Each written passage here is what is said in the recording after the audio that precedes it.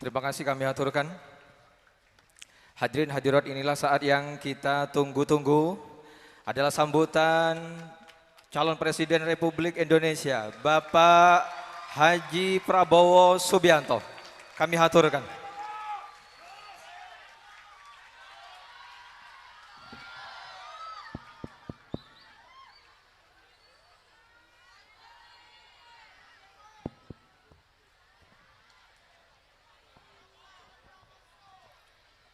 Bismillahirrahmanirrahim. Assalamualaikum warahmatullahi wabarakatuh.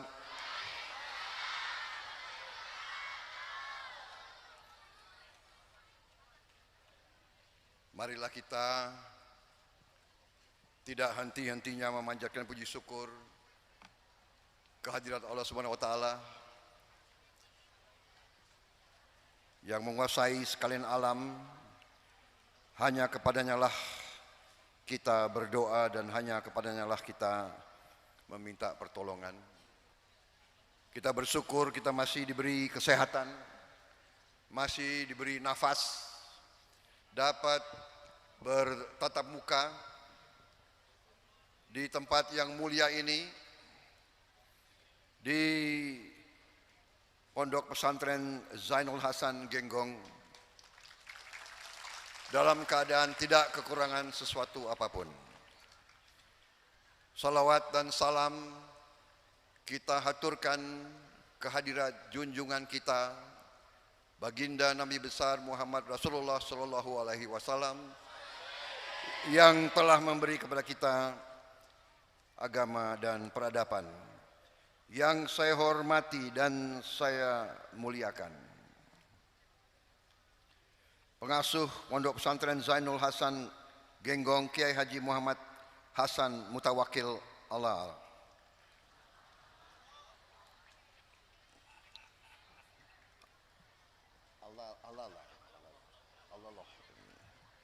Yang saya hormati, saya muliakan Ketua Umum Majelis Ulama Indonesia sekaligus pengasuh Pondok Pesantren Al Amin Kota Kediri, Kiai Haji Muhammad Anwar Iskandar. Yang saya hormati Nyai Hajah Diana Susilawati, yang lebih dikenal sebagai Neng Sos.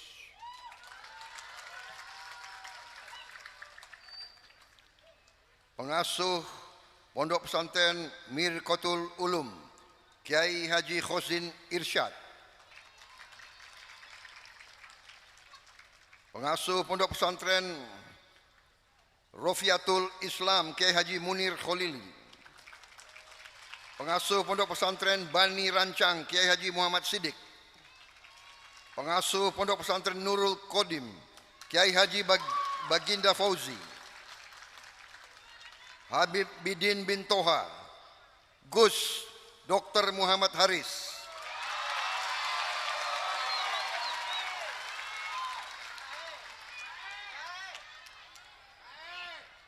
Gus Hasan Ahsan Malik. Rah Faiz, pengasuh Pondok Pesantren Nurul Jadid. Saudara-saudara yang berkenan mendampingi saya hari ini, Gubernur Jawa Timur Pak Dekarwo,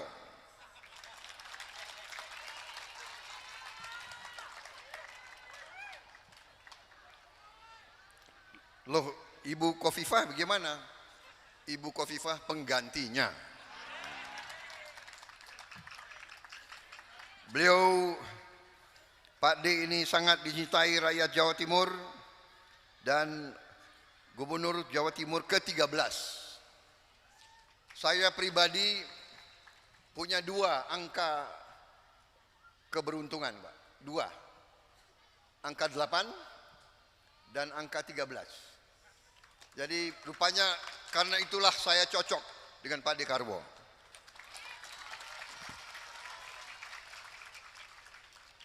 Saya selalu dukung beliau, kampanye untuk beliau, beliau selalu kampanye untuk saya. Alhamdulillah, terima kasih Pak De. Yang saya hormati Letnan Jenderal TNI Purnawirawan Agus Sutomo.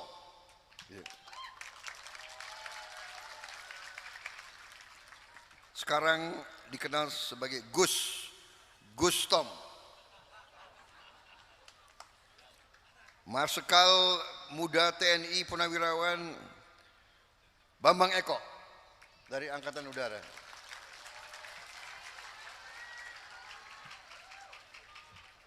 Seluruh anak-anakku, santri dan santriwati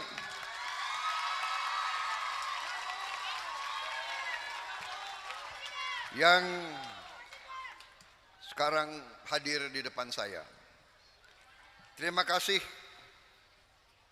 undangan ini, saya hadir di sini. Terima kasih tadi pernyataan kepada saya disampaikan oleh Gus Haris. Terima kasih.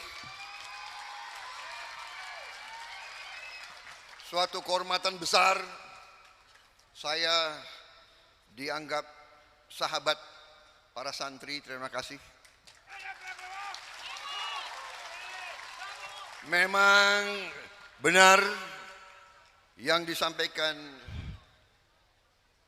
tadi oleh Pak Anwar Iskandar, juga oleh Kiai Mutawakil. Saya dari dulu sangat dekat dengan para kiai, para ulama. Dan ini adalah wajar dan masuk akal karena dulu saya seorang prajurit, seorang tentara. Seorang prajurit, dari hari pertama kita masuk tentara, kita diwajibkan tanda tangan. Istilahnya oleh pimpinan kita waktu itu, kamu tanda tangan, artinya kamu teken siap mati. Bayangkan itu. Umur 18 tahun suruh teken siap mati. Siap mati untuk apa? Siap mati untuk membela rakyat yang kita cintai. Siap mati untuk apa? Siap mati untuk membela negara dan bangsa yang kita cintai. Siap mati untuk apa? Siap mati untuk menjaga segala kekayaan milik rakyat Indonesia. Itu sumpah kita. Karena itu namanya manusia, kalau sudah disuruh siap menghadapi maut, yang pertama dicari adalah kiai. Benar ya? Saya kira ini sama, ya, Jenderal Agus semua tanya itu tentara-tentara, kalau mau dikirim ke daerah operasi, sudah mau menghadapi musuh, pasti minta izin ke komandan. Semua tentara yang saya kenal pasti minta izin ke komandan. Komandan, saya minta izin. Berapa hari? 3 hari lah, 4 hari. Kenapa? Saya mau menghadap kiai saya.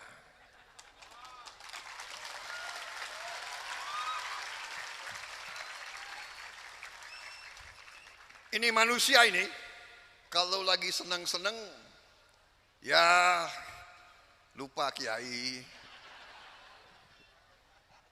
Kadang-kadang agak males bangun pagi, sholat subuh. Tapi kalau sudah menghadapi, sudah harus dikirim ke daerah yang bahaya, itu yang pertama dicari adalah kiai-kiai itu cari. Minta doa, kadang-kadang dimandiin, dan ya itulah kepribadian kita. Karena itulah kita sulit kalau dikatakan tentara Indonesia, TNI atau Polri juga jauh dari kiai. Saya kira itu tidak masuk akal dan Indonesia tidak akan tenang dan tidak akan aman selama tentara, polisi dekat dengan ulama, dekat dengan pesantren, dekat dengan para kiai, Indonesia insya Allah akan kuat dan aman selalu. Saudara-saudara sekalian, kemerdekaan kita proklamasikan di Jakarta 17 Agustus 45. Tetapi ujian kemerdekaan adalah di Jawa Timur 10 November. Oktober sampai November, awal Desember 1945 berada di Jawa Timur, di Surabaya, yang dikenal sebagai Pertempuran Surabaya, di mana tidak hanya rakyat Surabaya, bisa dikatakan mungkin seluruh rakyat Jawa Timur dipimpin oleh para ulama, dipimpin oleh para kiai, digerakkan oleh santri-santri menghadapi Inggris dan mengusir Inggris dari bumi persada yang kita cintai, saudara sekalian. Karena itu sepantasnya kita ingat sekarang saudara-saudara kita di Palestina, di Gaza, yang tiap hari dibom, diserbu, dihujani dengan meriam. Puluhan ribu sudah gugur, orang-orang yang tidak berdosa. Marilah kita sejenak ingat mereka. Marilah kita berdoa dalam hati kita, semoga mereka diberi kebaikan oleh Yang Maha Kuasa. Dan marilah kita ingat, marilah kita jadikan peristiwa-peristiwa itu sebagai peringatan bagi kita. Indonesia harus kuat. Indonesia harus bersatu. Indonesia tidak boleh diadu domba lagi. Indonesia harus rukun. Indonesia harus waspada. Indonesia harus sigap. Indonesia harus memilih yang terbaik untuk bangsa dan negara, saudara-saudara sekalian.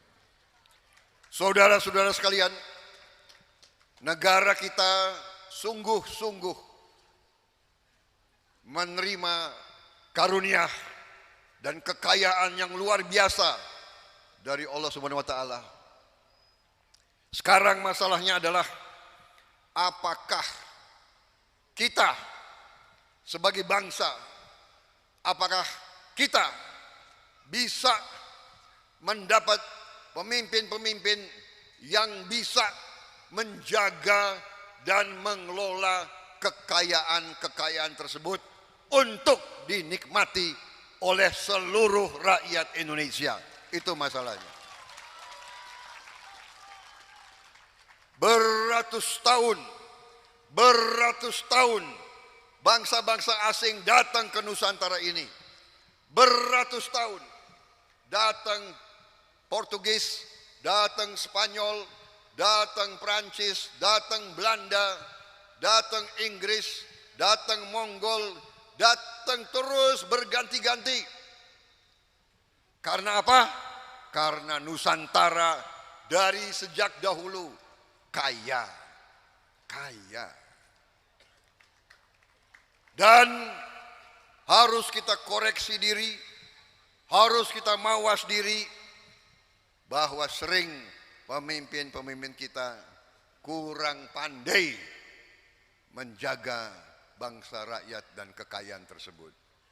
Alhamdulillah tadi hanya orang yang tidak punya akal, hanya orang yang tidak punya hati, yang tidak bisa mengakui prestasi yang sudah dilakukan oleh Presiden Joko Widodo. Kita harus berani jujur kepada diri kita sendiri. Katakanlah yang benar itu benar dan yang salah itu salah. Presiden Jokowi telah berbuat yang terbaik untuk bangsa dan rakyat kita.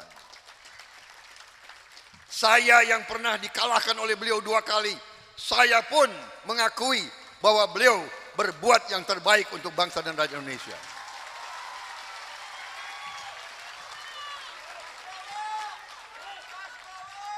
Saya bukan orang yang suka menjilat.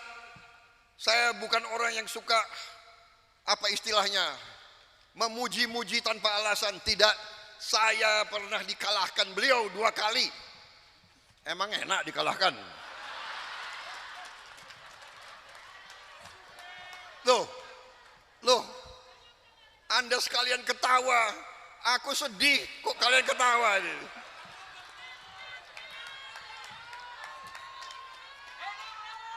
Kalah sepak bola aja nangis, apalagi kalah presiden. Tetapi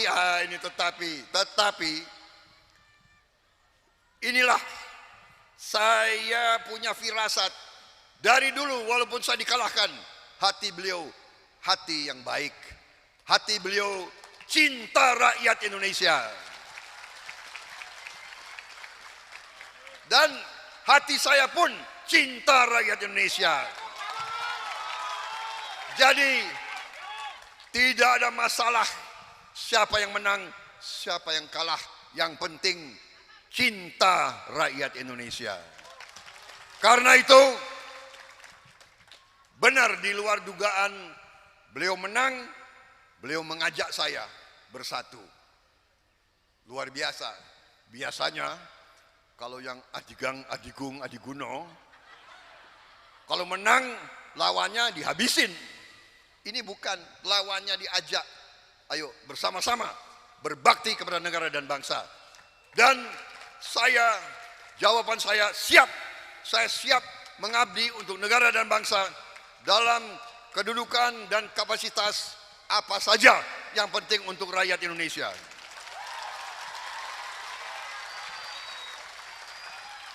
Saudara-saudara, karena waktu saya persingkat. Yang penting inti-intinya. Buku-buku sudah dikirim ya? Sudah? Sudah ada? Buku? Ya. Berapa? Cukup. Jadi buku saya kirim untuk dibaca, dipelajari oleh semua ustadz, ustazah, para kiai yang ada, dan tidak ada masalah, saya kira santri dan santriwati yang sudah kelas terakhir, saya kira bagus kalau baca juga, ya. Karena ini adalah masa depan kalian semua. Kalian yang akan memiliki bangsa Indonesia semua, saudara-saudara. Kalian, kami hanya jembatan untuk kalian liwati, untuk kalian mengambil alih memimpin bangsa dan negara ini. Karena itu pendidikan sangat penting. Insya Allah nanti manakala terjadi kesinambungan, manakala ada estafet yang diteruskan, manakala Pak Jokowi meneruskan estafet kepemimpinan kepada saya dan Mas Gibran, kami akan mengutamakan pendidikan anak-anak kita yang paling penting. Semua anak-anak Indonesia harus kita beri makan yang bergizi baik supaya cerdas, kuat, bisa bersaing dengan bangsa manapun di dunia. Kita juga harus swasembada pangan. Kita harus swasembada BBM. Tidak boleh kita import lagi makan dan BBM dari manapun. Indonesia harus berdiri di atas kaki kita sendiri. Semua kekayaan alam tidak akan kita jual murah kepada bangsa asing. Semua kekayaan alam kita harus diolah di bumi Indonesia. Pabrik-pabriknya harus di Indonesia. Rakyat kita, anak-anak kita harus punya pekerjaan yang terhormat dengan penghasilan yang layak, dan kita tidak mau lagi menjadi bangsa yang menerima upah murah.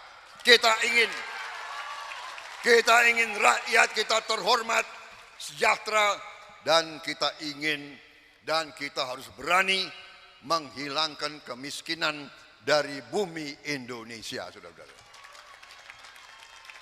Untuk menghilangkan kemiskinan, kita harus berani menghilangkan korupsi dari bumi Indonesia.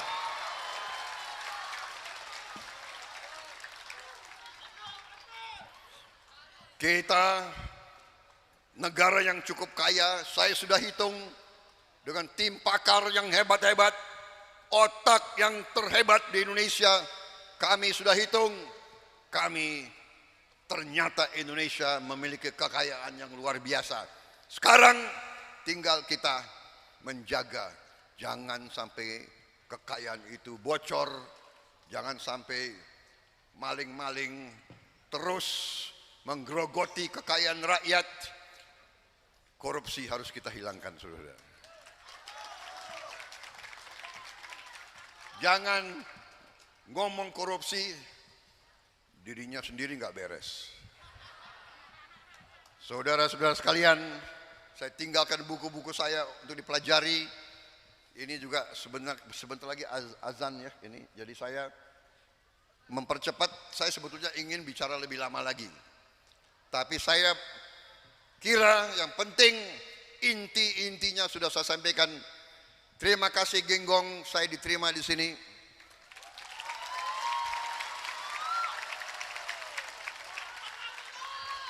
Dan percayalah bahwa saya insya Allah akan kembali ke Genggong. Dan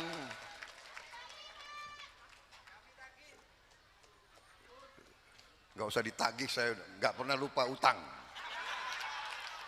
Saya orang yang takut tidak penuhi utang saya. Kadang-kadang terlambat, tapi tetap saya ingat terus.